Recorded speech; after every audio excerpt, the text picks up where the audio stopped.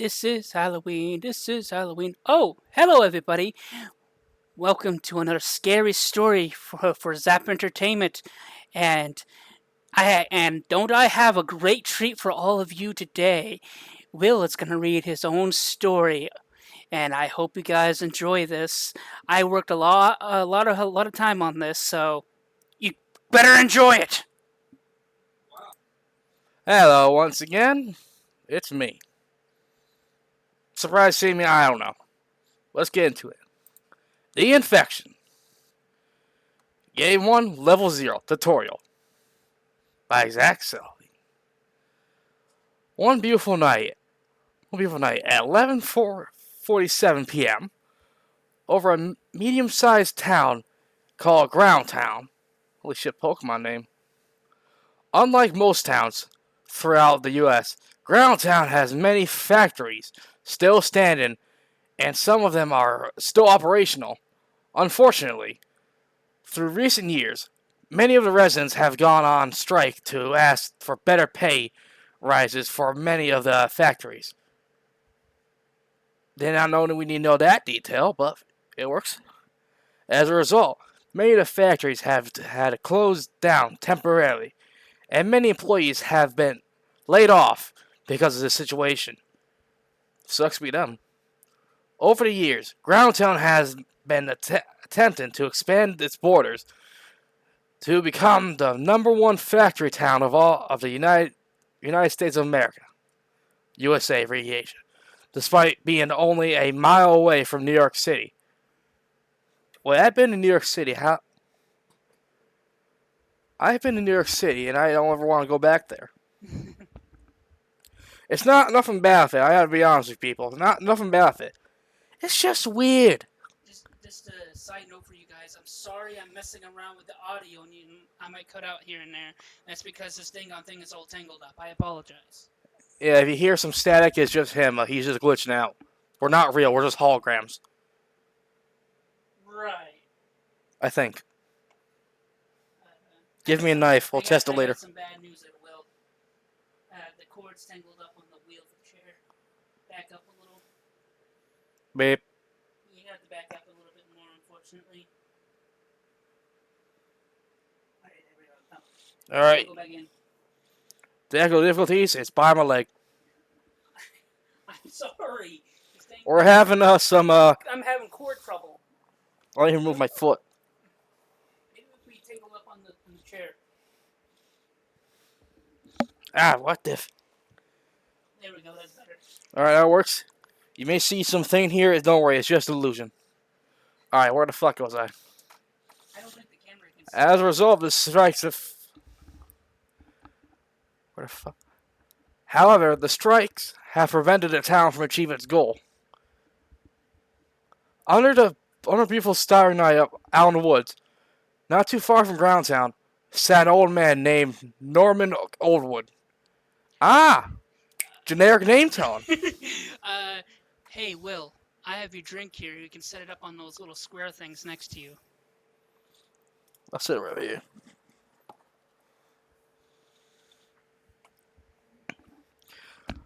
Norman Oldwood, with his black and brown medium-sized dog named Rusty. Fit name. His name's Rusty. Sitting down at a fire, looking at the clear blue sky with shiny, beautiful stars.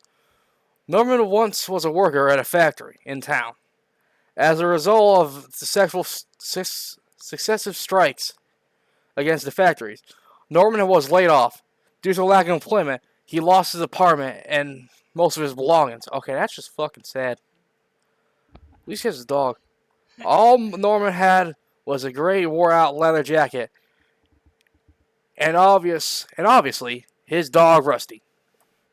After losing everything, Norman had been an unfortunate hobo. Okay, that's just fucking sad. That had fallen on hard times. This just says how in the United States is. You're homeless. Fuck you.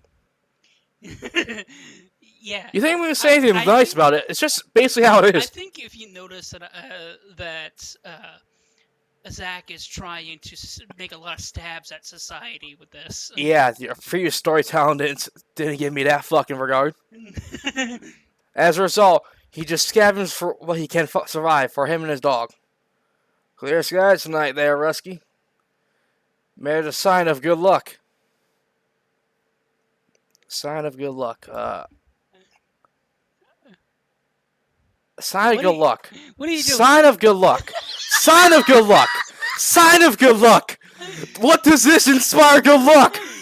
It's not like you can break the fourth wall and see the title. I just have to reiterate. I okay.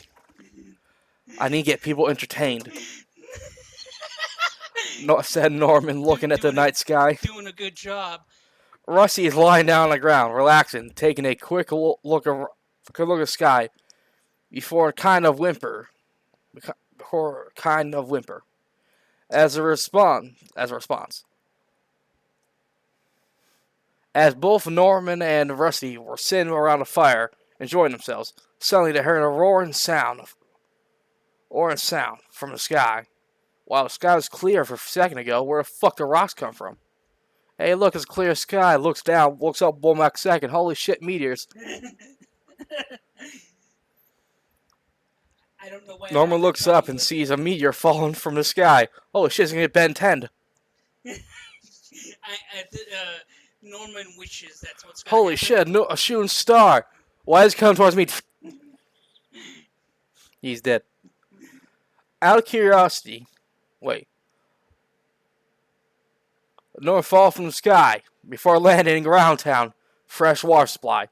Oh, that's ironic. That's Back for Blood. You have never heard of that game because you don't know the story. Shit the fuck. I'll show you later. After that, Rusty got up and started barking at the situation. Is your dog fucking Bolt from the Pixar movie Bolt? Because why is he barking at something that happened miles away? I think the dog knows that there is no good luck. Yeah, this is why you should never listen. Clear, must be a sign of good luck, says Norman. Sign of good luck. Sign of good luck. Sign of good luck. Sign of good luck. Sign of good luck. I think we get the point. Listen, no, there's an unspoken rule in humanity society. Never say it's gonna be good. It's gonna be shit. You jinx yourself, and you're in the woods. You didn't knock on a fucking tree. He was supposed to fucking know. If he knocked, the universe would said, it's gonna be a good day, and just fucking did a fucking Rick and Morty portal, and it's tore the thing away.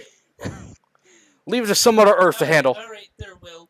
Do me a favor, and for your reactions, can you cut them down to like, I don't know, maybe like 10 seconds or something? 10 seconds, that's... Because I don't want this video to be an hour long, so please keep it moving. Fine. Norman looked up to see landing ground the water supply. After that, Rusty started barking. Yeah, Norman, out of curiosity, grabbed a small one-handed log and put it onto a fire, making a torch. Stick, fire, torch. Missing ingredients, cloth. Then, him and Rusty will go out to investigate. You fucking idiot. I wonder why I never hear this character before. He fucking dies early. Alright. After stumbling through the dark woods for only a minute. Holy fuck, that's some fast walking. They came across the freshwater lake. Norman looks around and doesn't see anything. But deep below the lake lies the meteorite that was superheated from entering Earth's atmosphere. As a result, from being underwater, the obsidian meteorite started to crack and shatter into pieces. From the rapid cooling of the lake, as a result, the deteriorating meteorite released a deadly virus into the fresh water supply. This literally is Back for Blood. I'll show you later. What the fuck is that? You know what? Just keep reading. Seeing nothing Interesting. Norman decides to go to the hand-built little cottage to get some sleep. Come on, Rusty, let's go," said Norman as he puts out the torch by dipping a stick into the water, putting out the fire. However, Rusty was busy drinking a Are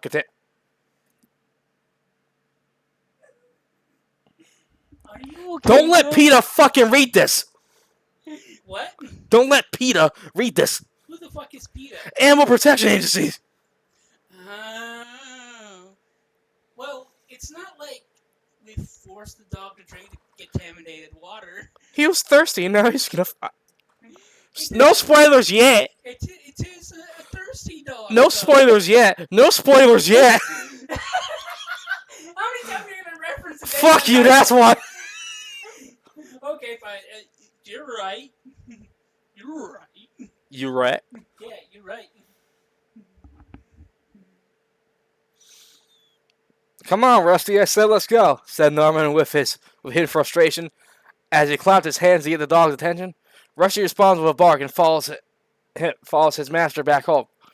Not long after, Norman returns back to the fire and then puts it out with a metal bucket full of water. Excuse me. Then he goes inside his little handmade cottage and uses his raggy blanket to sleep on the wooden floor. This is just fucked.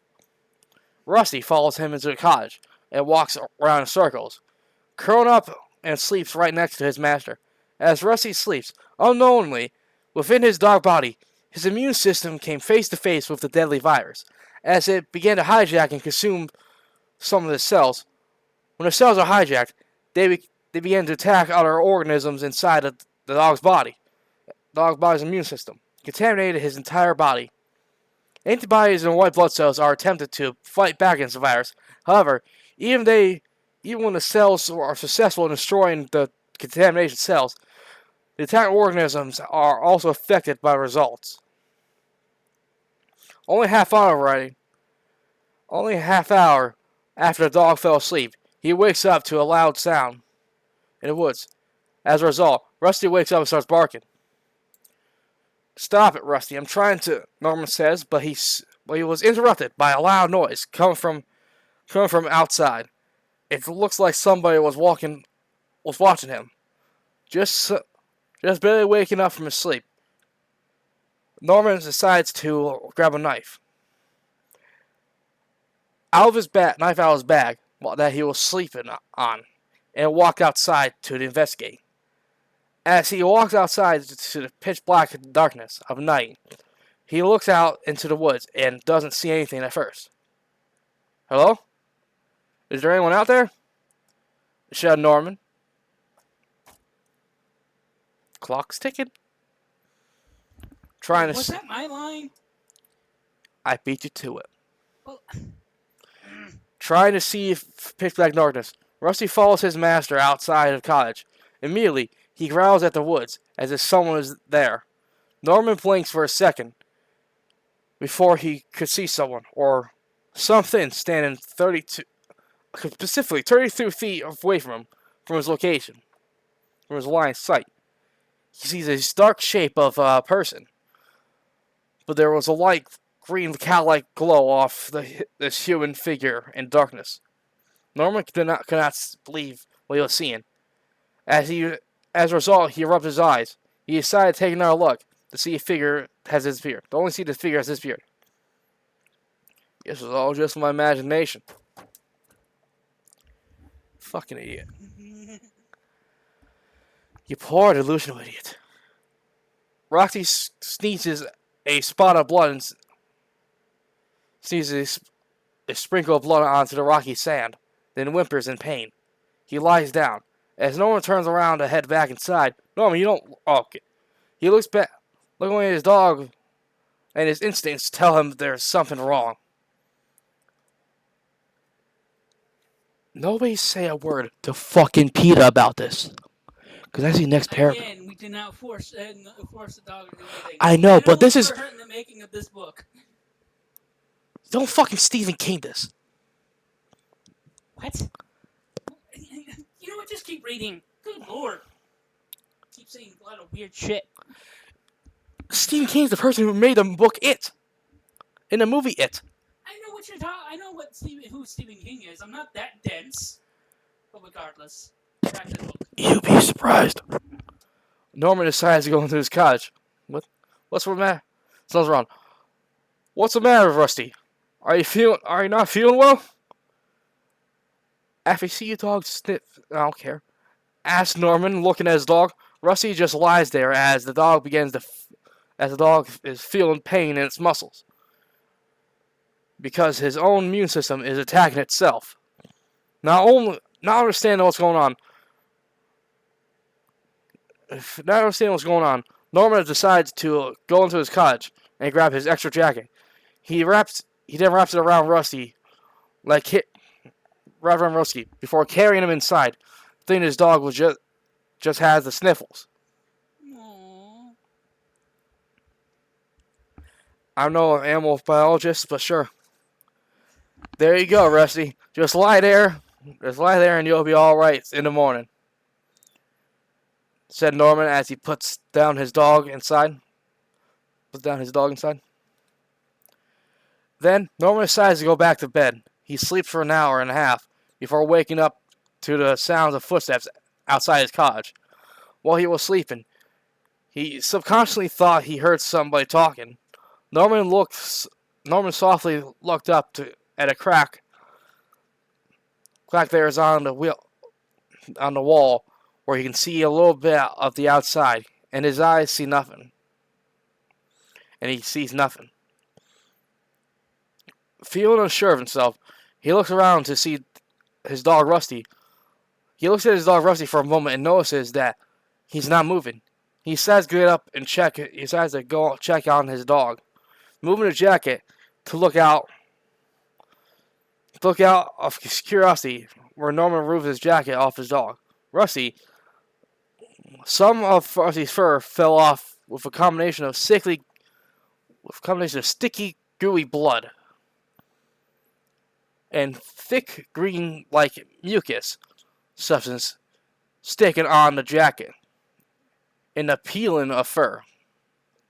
Norman was both disgusted and confused about what happened to his dog. That's just disgusting. Yes. He puts down the jacket. Jesus Christ. Poor Rusty. That's all you fucking say?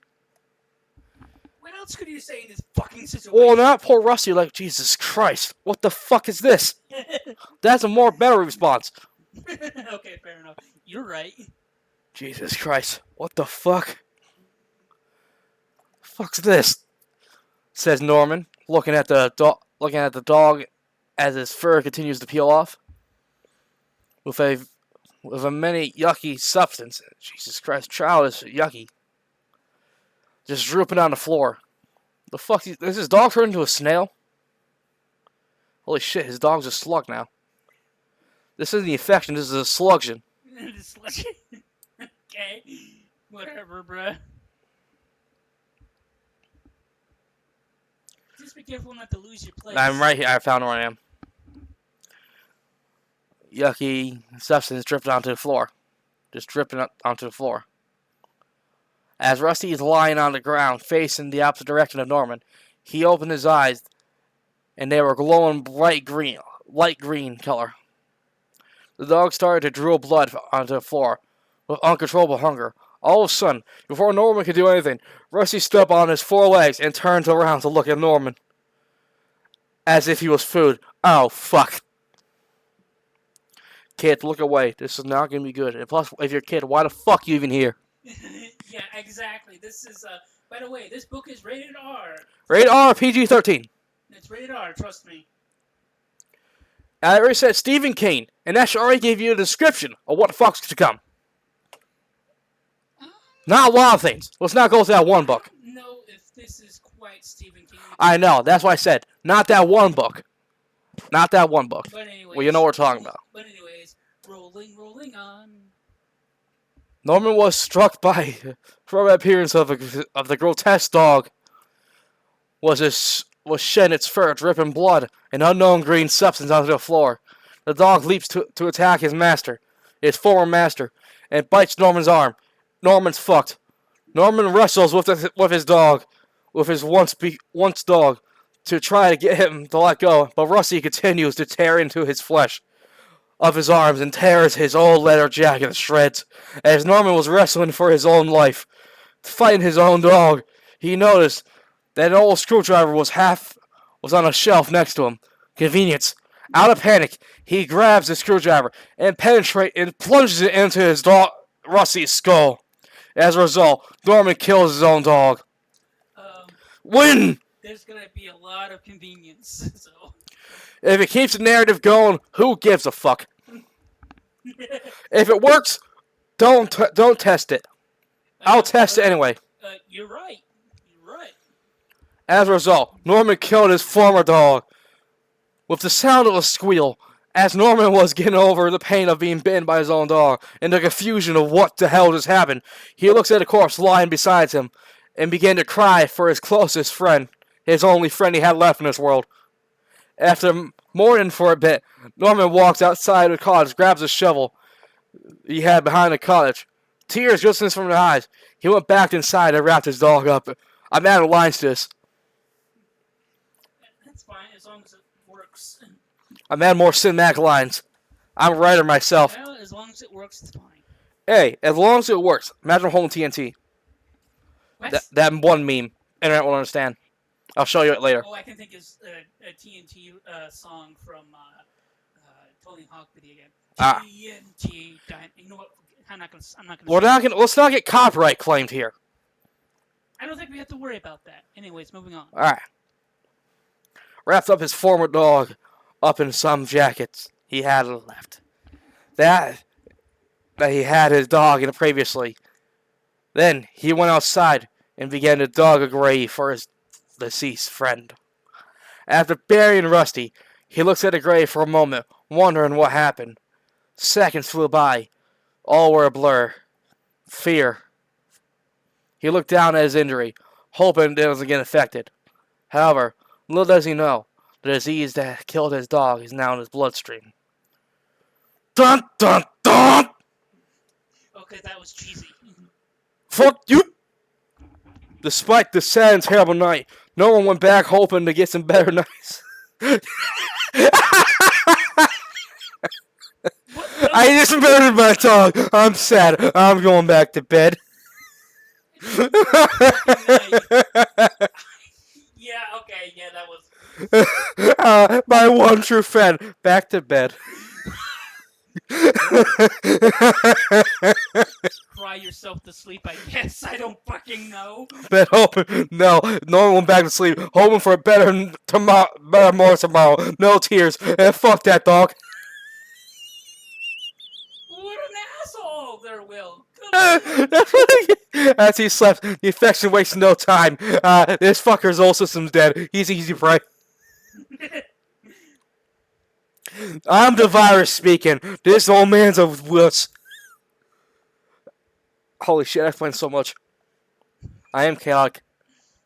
Norman wakes up yet again, only for a half hour later. Holy fuck, it's always an hour. Christ. With a terrible cough. After coughing controllably, he hears voices in his head. He thinks he's crazy. He sits up, rubbing his head, due to the fact that he was starting to get dizzy. For some reason, the voices grew louder. As he takes his hand off his head, he notices green substance that was on his dog coming off his head. Now he stops to think, what the hell? You are now becoming slug. Okay. Norman thinks to himself as he looks at the sticky substance dripping off his hand. Out of fear and confusion, Norman gets up and runs to a mirror that he had conveniently. It's not even a mirror; it's just a broken piece of glass. Yeah, basically, probably. He goes to a remnants of a mirror, hanging on to the left of his cottage, left side of his cottage. As he looks into the mirror, he started coughing uncontrollably again. After he was done, his stomach began to turn, and he felt immense pain from his lower organs. The virus demands flesh. The voices in his head grew louder. As a result, he felt quite queasy and ran outside. At first, he could vomit. Shortly after being sick, he looked up into the woods. Just by raising his hand, he could see the same human-like features standing out of the dark woods. This figure was some kind of green-looking cat, like cat eyes, yeah, and was staring at him with some kind of malicious intent. Norman tried to stand up and say something, but he was so dizzy and ill he fell to the ground again, passing out from pain. As Norman lost consciousness, the infection successfully shut down his brain. The voices took over, began to hijack his entire body system. After doing so within only an hour and a half, Norman was no more. He was simply a walking, shambling corpse. No purpose, just to feed. His body began to mutate. His fingernails grew sharp. His teeth fell out of his skull, replaced with sharp protrusions, similar to the predator. His eyes were glowing green, full of malice, ill intent, and savagery. Norman, the corpse of him, shambled towards darkness, like a father to darkness. Blood and ingrained thick mucus left substance, like substance, spewed out from every pore of him, as if a trail was left. His body was in control of the virus. He died. Unknown. Fear. My storytelling is much more dark. After all, the alien virus is not only a symbiote, no venom, but it's like a hive mind of millions of symbiotes, like an organism targeted at other biological creatures in an attempt to control and change to benefit its needs. The voices was them. His shambling corpse continued to walk slowly across the woods. He can hear the voices. His dying consciousness. The last remnants of him. Obey us. Obey us. Obey. Join us, Will. Hey, I didn't sign up for any of this. And plus, I have 6 reasons why not. Obey us. Here's one reason.